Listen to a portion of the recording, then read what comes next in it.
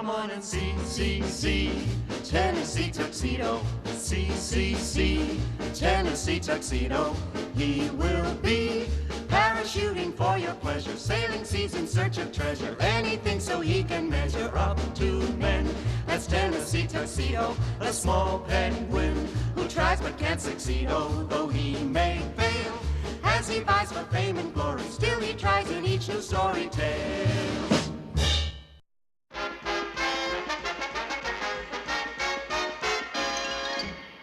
This is Mark Arnold, animation historian, and today we're watching an episode of Tennessee Tuxedo, episode 33, called Wish Wash. This originally aired in the second season of Tennessee Tuxedo and His Tales, and it's one of my favorite episodes. It's very similar in concept to Telephone Terrors, which is an episode that aired in the first season of Tennessee Tuxedo, in that episode, Stanley's piano wire was stolen by Chumley to make telephones. But you've got a lot of other things to do first, so we'll just leave it here for the time being. Well, do you think it'll be all right? Oh, of course. Who would bother a tool shed? In this, you see Tennessee and Chumley decide to start up a laundry business. And the ever-entrepreneurial Tennessee Tuxedo feels that this is a good way for them to make money while working at the zoo. We wash our clothes so early in the morning. As with the episode Telephone Terrors, Chumley goes out to look for windmill panes so they can wash their clothes more effectively. Hey, Tennessee. Hey, Chumley. What you doing? Blowing soap bubbles? No, we are not blowing soap bubbles. We are washing our clothes. So here's where Tennessee Tuxedo is actually talking to the Beaver Brothers, and they're actually saying, why don't you wash our clothes, Tennessee, and we'll pay you money. And so that's when the entrepreneurial spirit comes in, and so Tennessee Tuxedo starts washing the clothes of all the zoo animals in the park. Make some real money, Chumley. We're going to clean up. Tell you a little bit about Don Adams. Don Adams was born Donald Yarmy, and he was a childhood friend of Larry Storch, who actually was the voice of Mr. Whoopi on this show. And they both had very parallel careers. Don Adams and Larry Storch were both stand-up comedians, and they were at the time of doing these shows. So a lot of times when they recorded the shows, Don Adams or Larry Storch or both weren't even in the studio in New York, so they actually had to record their lines elsewhere, say in Los Angeles or somewhere else, and mail in the tapes so they could be spliced together to make the cartoon that you see here. Here's a segment where they're developing their clothes washing apparatus here so they can wash many clothes at the same time. They've got a water wheel here and some plungers, things like that. But it's still not productive enough because they still have a big pile of clothes. Will not fail. That's pretty smart, Tennessee, but what's going to make the wheel go round? Why, it's simple. So they finally go see Mr. Whoopi. We'd better go and see Mr. Whoopi and find out about power. Here's Mr. Whoopi, voiced by Larry Storch, and he'll tell everybody and us how to make a windmill. Well, how about an electric motor?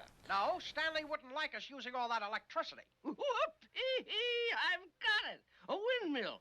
So Larry Storch, he was the voice of Mr. Whoopi. He also did stand-up comedy, and he later went on to the TV series F Troop. And he also did a TV series later than that called Ghostbusters in the 70s. And he still kept up doing his stand-up, and he's done other cartoon voices for other cartoon studios over the years. I get it. Just like a pinwheel. Don Adams even did a cartoon later on. He did Inspector Gadget, and of course he went on to do Get Smart and a number of other sitcoms over the years as well. Washing machines. But will it really do the work? And Chumley there, Chumley the Walrus, he's voiced by Bradley Bolke. Bradley Bolke, he did a couple other characters for Tennessee Tuxedo. The most notable one is Jerboa Jump, and he was a mouse character that was created later on as kind of an antagonist to Tennessee and Chumley in their wild schemes. And he will be featured in many other episodes. That character hung out with a character named Tiger Tornado, who's loosely based on Muhammad Ali, although at the time Muhammad was known as Cassius Clay. And basically every time Tiger hears a bell ring, then he's ready to fight. It's gone. The tool shed is gone. We're back at the zoo here, and there's Stanley Livingston. Stanley Livingston is voiced by Mort Marshall. Tennessee Tuxedo. And Mort Marshall's biggest claim to fame is he's the original voice of the Trix Rabbit. What did I tell you? He also did the voice of Baldy Eagle, who doesn't make an appearance in this episode, but he does appear in other episodes of Tennessee Tuxedo. And he also does the voice of Klondike Cat. Tennessee Tuxedo. The voice of Flunky, as you see there, is the little zookeeper's attendant. He's also done by Kenny Delmar, who is the narrator of this show. And he also does the voice of Yak, who does not make an appearance in this particular episode, but Yak is one of Tennessee and Chumley's friends. And he is literally a yak. Wait a minute, Stanley. We need... Take it down. Take it down. Take it down. But you'll ruin our laundry business. Down, down, down. As you can see here, they go back to Mr. Whoopi's office. And this happens sometimes in certain episodes. And these are some of my favorite episodes where they don't quite get the whole gist of what Mr. Whoopi is saying, so they have to go back a second time to get another solution. So it's just a chance for another educational turn for Tennessee and Chumley. Buckets around the edge. It's called an overshot water wheel because the water comes out of a trough, fills the buckets, and makes them heavy enough to turn the wheel. The reason why Tennessee Tuxedo and his tales had the educational slant is because back in 1961, the FCC chairman at the time was a man named Newton R. Minow, and he did a speech back in 1961 where he said that television was a vast wasteland. And admittedly, back in the 50s, television basically was a lot of sitcoms and a lot of live stage shows with old vaudevillian performers. So he was basically trying to up the educational segments on television.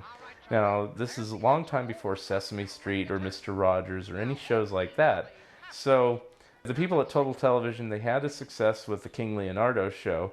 So they were stumped as what to do as a follow-up. Done at last. This is what their inspiration was. General Mills and DFS said, why don't you come up with a show that's educational? And so this is what they came up with, where Tennessee and Chumley visit Mr. Whoopi, and he's the man with all the answers. And it was a good segment. It turned out to be one of the most popular segments of the Total Television canon. Perfect water wheel.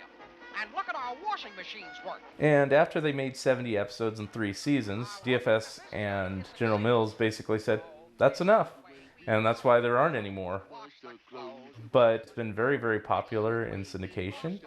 And certain catchphrases that were done, like Tennessee Tuxedo will not fail, have made it into the regular lexicon, basically. Time to help us celebrate. We're a success. Oh, this is the way we wash the clothes, wash the Stop it! clothes. Stop it this instant! Ooh, I don't think I can stand it anymore. Something wrong? Wrong! Wrong! You've taken all my shovels for your crazy water wheel. And here's Stanley's shovels were stolen by Tennessee Tuxedo and Chumley, similar to episode Telephone Terrors. It's just a funny switch on how you can make, a shovel double as a blade for a water wheel. What you need is to be locked up.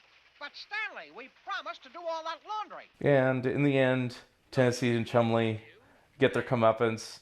They still have to wash all the clothes, as you can see, but now they get to wash them all by hand, and they have a mountain of laundry, so they're in a worse pickle than they were when they started. But that's the joy and the fun of these episodes. Is a washout.